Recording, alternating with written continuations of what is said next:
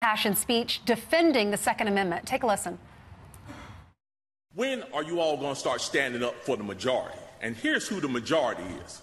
I'm the majority. I'm a law-abiding citizen who's never shot anybody. When that Second Amendment was written, whether the framers liked it or not, they wrote it for everybody. And I am everybody. And the law-abiding citizens of this city are everybody. And we want our rights, and we want to keep our rights. And by God, we're going to keep them, come hell or high water. Joining us now from North Carolina's own Mark Robinson isn't even a gun owner, just a staunch defender of the American Constitution, and joined us now with the story behind his impromptu speech. There was no teleprompter there, but that came from the heart, Mark. What prompted you to go up there? Well, first off, I'd like to say thank you for having me on, and I'd also like to say thank you for everybody out there. The response to this has been so overwhelming.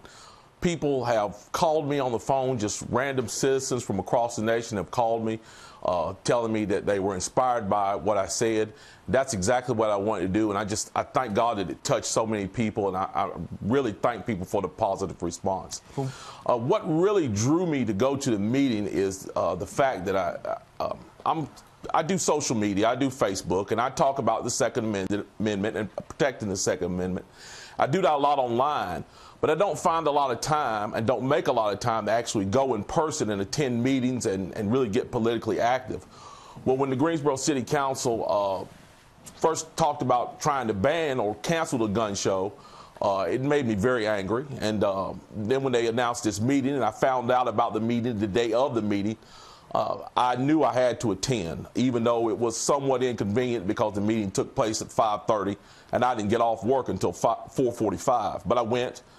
Didn't intend to speak originally, but after hearing some of the comments, I could not hold back. I had to let the council know how I felt, and what I told them is exactly what I thought. I do not intend to sit idly by while politicians make rules that take away my rights as a law-abiding citizen. Now, if I commit a crime, I expect my rights to be withheld. But until that time, I expect to have all the rights that are due to me under the Constitution and under the government of my city and state.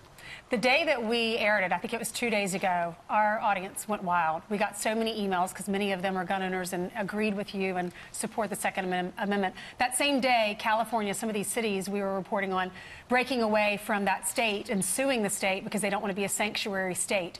What's happening in our country? Is it just that you're one of the ones that's spoken out? Are you pushed in a corner and you're just saying enough is enough? I got to speak out. That's absolutely what's happening. What's happening is you have fringes on both sides that are screaming, and the silent middle is just being overlooked. We're overtaxed, we're underrepresented, we're disregarded. A lot of times our words are ignored. That needs to cease. Good people need to start standing up. We need to start going down to our city councils, our town halls. I know there used to be an old saying that used to say, write your congressman. I'm not going to write my congressman. I'm going to find my congressman, and I'm going to confront him face to face, and I'm going to tell him, you're not going to run over me anymore. You're not going to put me last. You're going to put me first, because the law-abiding citizens of this country and the states of this country and cities, we're the ones that make the wheels turn. And we need to have our voices heard, and I hope that what I said has encouraged people to stand up and defend their rights. And you're you're a big presence online, so people should reach out to you if they want you to speak to them or to their group. But we have to tell you what Mayor Nancy Vaughn told us, said this in response to you coming on. Ultimately, we decided to have the show and to invest the net revenue, approximately $40,000, into a local gun stoppers program, which is a division of Crime Stoppers. Their mission is to get illegal guns off the streets. I assume, Mark, you're okay with that. Well, I'm okay with that as long as they enforce the laws on the books. As far as I understand, we had a young man in Greensboro who was captured in connection with the murder of a 16-year-old girl. He was caught with an illegal gun and then let out on no bond. He signed himself out. Wow. So when they start putting their money where their mouth is and start punishing the criminals who use these guns, then I'll believe that they're actually making an effort to take illegal guns off the street. But what I see now, I see a concerted push to end the Second Amendment, and it's simply not going to happen. And the citizens of this country need to stand up and push back, because if they could take away the Second Amendment, the First Amendment is obviously right behind it. How can we follow you on social media, and will you ever run for office? I've already talked to my wife about running for office a little while back. I'm actually in college right now. I'm studying to be a history professor.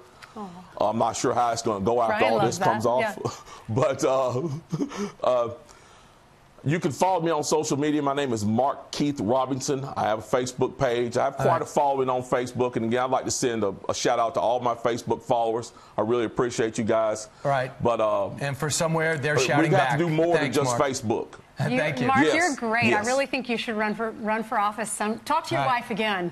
Congratulations on your college degree. I know that's when are you going to graduate? In a year or so?